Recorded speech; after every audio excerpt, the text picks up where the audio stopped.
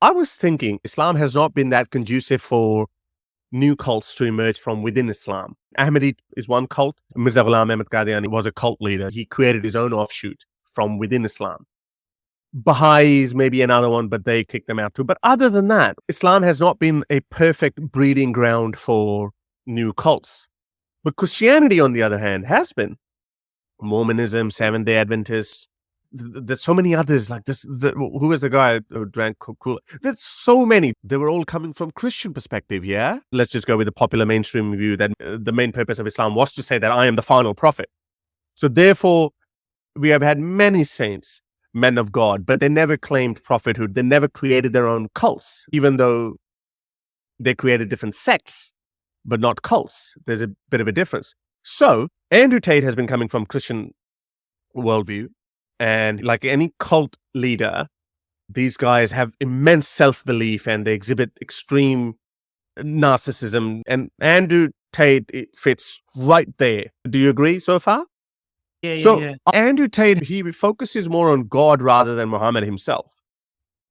He is fitting Islam according to his worldview, and his success has gotten to his head where he thinks that, okay, whatever I say, my followers are going to believe in him. And a lot of them do. So I have a feeling if Andrew Tate gets out of his legal troubles, he's going to create his own cult. It would damage Islam a lot because all these other cult leaders like Mormons and Seventh-day Adventists and Jehovah's Witnesses, they had very limited reach because they were pre-internet days. Now, this is post-internet. So all these Muslim celebrities that we know of, like Muhammad Hijabs or Ali Dawas, or let's just say Mufti Menk, and we have hundreds of them. All of them are basing the propagation of Islamic values on the Quran and the Hadith. Yes, there are subtle differences across the interpretations, but they're basing it on the Quran and the Hadith. And because they grew up as Muslims, so they understand that. You would find some exceptions as well. For example, Yusuf Estes was a white convert. And again, he's also basing it on Islam. The closest thing I can think of was the Nation of Islam. Because they were coming from Christian backgrounds, so they contaminated Islam so much that it was never accepted by mainstream Islam. So Andrew Tate is coming from a Christian background. He understands how Christianity works, and he's applying his narcissistic personality on that. He has cult leader personality traits. He has his own view. If anyone thinks that he's shaping himself according to the Islamic mold, no, that's not true. He has his own values. He interprets the world the way he sees it. How can Islam benefit me? So let's have a look at this video where he's behaving exactly like a cult leader. Whether or not they fought, all the men here paid $5,000 to the only real winner in this performance, Andrew Tate. For the people who want to stay and relax, there's some chicks. Don't know where they're from. Yeah, let's have fun. I hope you all enjoyed it. We're told not to film the celebrations that conclude the evening, and it's not clear exactly what goes on. But once outside the lobby, we could clearly see a room containing women being photographed. So very cult-like, very typical of cult leaders. They reward men. Even Prophet Muhammad rewarded his close men with women. There are instances of, hey, which one do you want out of the war captives? So that video was just a preview of him behaving like a cult leader. He's a very strong personality. Once he rationalizes something, he believes in it. And this has been a reason for his success as well. And that's why he's very charismatic as well. A lot of people follow him blindly, no matter what he says. Exactly how cultists do regarding their cult leader. These are excerpts from his recent interview with PBD. So have a listen to what he says here. You talk about extremism. I would be friends with a gay person. Yes, I'm a Muslim, but I would be friends with a gay person because if a full-grown man decides to make a decision, it's his decision to make. But I must protect innocence as a man, so I must protect children. If two full-grown men decide to have a fight, let them fight. If a full-grown man decides to pick on a kid, that's unacceptable. So I must protect innocence. So I agree with the extremism point, but I have no problem with full-grown men doing what they want to do. Maybe some Islamic scholars are going to watch this and get mad at me. I don't have a problem with gay people and being friends with a gay person. I don't care. It's not that he doesn't know that homosexuality is strictly forbidden in Islam. He has his worldview. Two grown-up men doing whatever they want, fine. I don't care about that. Because this is how Andrew Tate's mind works. Okay, I'm okay with that. I don't care no matter who says what about me. I don't care. That's not it. There's another one in this video. Zina, fornication. Look what he has to say about that. Another thing I would like to say is the reason you need to but date lots of women when you're younger, so you have choices. Define the two. Yeah. Which is more important, date or sleep, in your eyes? I feel like you don't really know. I think that sleeping with a woman, you learn more about them as a closer relationship. So I'd say probably sleep with X amount, no crazy amounts, but I would say that, okay, let me give an example. If I go to the supermarket and pick up an apple, and it's the only apple I've ever eaten, can I really say if it's a good apple or a bad apple? It's the only apple I've ever tasted. It might be sour. It might be terrible. I don't know. Whereas if I try 10 apples, I can tell the differences between apples. I say, what's a good apple? What's a bad? I think you need that degree of experience, because sometimes you'll be with a woman and go, yeah, she's great. But if you're not experienced enough, you realize she really isn't all that great. And she actually treats you like a dickhead. Whereas if you've been with enough women, you could always reference back to that girl who actually was really good to you. Because you could reverse that for women as well. They don't want to try one banana. If they've ever tried only one banana, then they would not know the difference between a good banana and a bad banana. So they should also try different bananas. But anyway, apart from that, the point here that I'm trying to make is that it's not that he doesn't understand Islam now. It's not that he doesn't know what he's saying is highly unacceptable within the Islamic world. The point here is Andrew Tate, in his mind, thinks he is bigger than Islam. I think he doesn't care about Muhammad. And this will become more and more evident as the situation unfolds, as we'll see the emergence of the cult of Andrew Tate. It's already there, but the picture is going to get a lot clearer with respect to his religious views. Have a look at another video. He's talking about God as just a concept or an idea. Regardless of whether you're an atheist or not, you're thinking of God as a man in the sky. You need to think of God as a concept as a whole. And once you do that, it's impossible to accept that he doesn't exist. I said to the atheist, I said, let's say there was 2 islands. They're shipwrecked, right? And there's 2 islands. Both of them are full of savages. On one island, you and your friend are shipwrecked. On one island, your friend goes and he crashes and they kill him and they eat him. And you go to another island and they want to kill you and eat you, but they don't because it's against their religion. Did God save your life? Who cares? Who doesn't even know the name of their God? But their God said, don't kill shipwrecked survivors. And now you're alive. So their God saved your life. The concept of God in and of itself saved your life. You owe God for the concept of it, the idea of it. So even the idea of opposing evil as a whole is a belief in God. So you're either an evil person or you believe in God in some regard. Terrible analogy. We can debunk that as well in a moment. But do you get my picture that he understands Islam enough now that homosexuality is forbidden, zina is forbidden, fornication is forbidden. God, you have to accept it as a reality. You don't look at a utilitarian principle that it was just useful, although some people use that as an argument. But that's not the main reason. You have to accept that God is a reality. And no matter what he wants you to do, child marriage or not, sex slaves or not, he has an army of millions of people who just blindly, devotedly follow him, and amongst Muslims as well. So it's going to damage Islam to some extent, but eventually it's going to unfold and people are going to start hating on him. What do you think about this theory so far? I would be surprised if it hasn't already started. The things that he have said, I could argue, if I put my conservative Muslim hat on, I could argue that it takes him out of the fold of Islam, what he said. The things that he showed me are different enough for this to be a new sect if it grows. And there's 2 points to this. Sect or a cult? It's enough Yes. difference to be a cult. Andrew Tate might have been the Trojan horse that we were all waiting for, from 2 perspectives. One, to get more liberals against Islam, right? But also to infect Islam from within.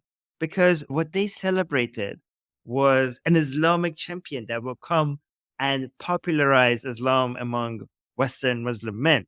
You have done that, but you have also introduced Andrew Tate to a lot of young Muslim men that were already Muslim.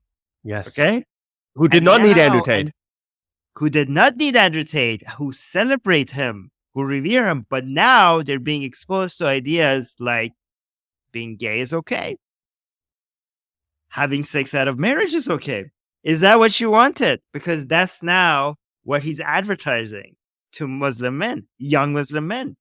The question is, Ahmed, when that balloon is going to pop, because This podcast went viral, I think probably 2 million views, and everyone was talking about it. But your traditional conservative Muslims are totally silent in that. Hakikatu still sucking up to him. Muhammad Hijab, not a single word. He's doing damage control right now. If you go look at his channel, he's doing damage control. Okay, but they're still covering for him. So in the process, how much are they going to... Because he's too big. Because he's too big. Like you said, he's too big. I would suspect, based on what I've seen from people like Danny Hagaju or other Muslim conservatives who are wanting to keep Islam the way it is, they would have crucified other Muslims who say stuff like Let's say Yasir Qadir said that. And this is how Danny Hagaju is trying to excuse the fact that he has this double standard. Those are scholars. Andrew Tate is not. Okay? So it's okay for Andrew Tate to say wrong things because we have a different standard for scholars. However, the things that you showed me goes beyond a Muslim with some misunderstandings. The things that you showed me, based on Muslim conservatives' own standards, could potentially be argued that it takes you completely out of the fold of Islam. For two reasons. Okay? You can sin and still be a Muslim. Okay? You could have a dick up your ass and still be a Muslim. Okay? You could have sex out of marriage all you want and still be a Muslim. Why? Because you're sinning. And Muslims sin. Islam doesn't claim that Muslims don't sin. Islam doesn't claim that if you sin, you're not a Muslim. However, if you go ahead and claim that this is okay, that means that Hukm Khuda, the Hukm Allah, you're denying the commandments of Allah. So you could drink alcohol, for example, and you're sinning and you will be punished for it unless you repent, unless you do tawbah. You will still be a Muslim even if you're drinking alcohol. However, if you drink alcohol and say, this is not a sin, or this is okay, then you are no longer a Muslim because you are denying the commandments of Allah. Is that not what Andrew Tate did? That's exactly what he did. Yeah. He said, it's okay. I have no problem with that. And there are a lot of sensible Muslims who have started speaking out against him. But the popular ones, the ones who are really popular amongst Muslim youth, they are totally silent in that. For example, look at this one. How is that not horrible blasphemy? Look at this. He's reading with the Quran literally on his pee-pee and is reading the Quran. And Muslims are totally silent over it. Let's just say you and I were Muslims. They would have crucified us for doing that. So I think if he gets out of this legal trouble, which I don't think he would, let's just say he gets out of that, Muslims have a far bigger fish to fry than the ex-Muslim movement. This is going to be the biggest challenge to them since the ex-Muslim movement. Maybe. I mean, we'll see. But if that happens, if he keeps growing, I can't see how that will not happen. But I was telling you about the sins that he were denying that there's a problem with them, like gay sex or sex out of marriage. He was even suggesting it. Like he has gone above, like when it comes to gay sex, he was like, I'm okay with that. Which I was like, that seems like you're saying it's not a sin. Okay. But he didn't specifically say that. But when it comes to sex out of marriage, he was even recommending it. So I can't see how that is not a denial of that being a sin. I could say that based on those, he's not a Muslim anymore. This is not what I'm saying. Based on, if you want to go with a traditional mainstream scholarly view, he has just left Islam. But then he said something that made it even worse. I'm not saying this is definite, but if I put my Muslim conservative hat on, he just considered Allah to be a concept and not necessarily anything else. If the denying the sin part was a big no, this is 1,000 times worse. This completely takes you out of the fold of Islam. He's looking at the concept of Allah from a utilitarian, pragmatic perspective. He's looking at it not as I am the slave, you are my creator, you are everything that matters. Me worshiping you is the whole point of creation. He's looking at it as a tool. He's looking not Allah the concept of Allah as a useful tool, as a pragmatic thing to believe in, to get something out of. There's a Quranic verse which actually says that they make halal things haram, haram things halal. That's kufr. You can't do that. This is your point that you're making. It's supported by the Quran, 116. It says, do not say about what your tongues describe falsely. Now Allah is addressing people like Andrew Tate here. This is lawful and that is unlawful, so that you may forge the lie upon Allah. So Andrew Tate is forging a lie upon Allah by saying what is halal, what is not, fornication is all right, it's okay to be friends with gays and blah, blah, blah. Surely those who forge a lie upon Allah do not prosper. But Andrew Tate is prospering all right, isn't it? And just to nip it in the bud, the final video clip that I want to play to you, he here himself says it, that the deen is based on how we see it. I heard someone say once that we see the world as we see ourselves. If you're a thief, you think everyone's a thief. If you're a liar, you think everyone's a liar. And I agree with that. I understood that. I also like to think we see religion as we see ourselves. I like to see myself as a person whose respect you have to earn. I like to see myself as a person who has strong, rigid boundaries. I like to see myself as a person who will stand up and say, no, that's wrong. I like to see myself as a person who's not afraid of being shamed by whatever community for saying, I don't agree with that particular idea. I like seeing myself that way. So if I'm going to see myself that way, then I'm going to naturally align with a religion that operates within that form.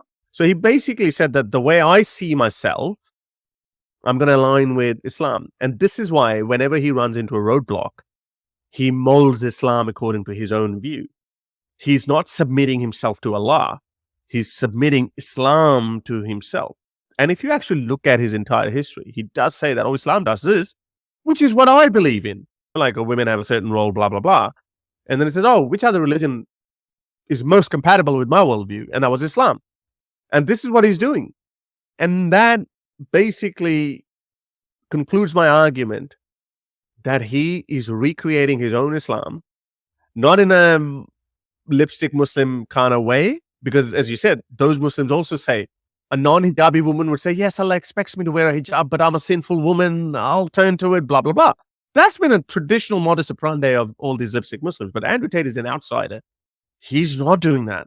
He's saying, no, my mind cannot see the why you cannot sleep with X amount of women before marriage. That doesn't make sense to me. So therefore, I'm going to ignore that part of Islam. And I'm going to create my own rationale, the why it should be allowed. So this is a new cult, an offshoot of Islam. For once, it's not an offshoot of Christianity. It's an offshoot of Islam. And as this whole Andrew Tate phenomenon grows, if he gets out of his legal troubles, then I think it's going to be very interesting. It's going to be very exciting. I can't wait to see what happens. But I think we're going to be, this is years of content. Entertainment. Every second day, he's trending in Pakistan as well. Andrew Tate phenomena. These guys who did not need Andrew Tate in their lives, they're idolizing Andrew Tate's lifestyle. We're going to get to a point where these Muslims conservatives who supported Andrew Tate, they're going to notice how some people are saying this is okay because they're going to refer more to see whether something is okay or not than Muhammad himself. And that's when you know you have a cult. Okay. When Andrew Tate is the role model and not Muhammad. This guy sees himself bigger than Muhammad. He's above Muhammad in his own worldview. If you like my video and would like to support my channel, then you can be my patron by going to patreon.com/xmuslim, or you can simply buy me a coffee.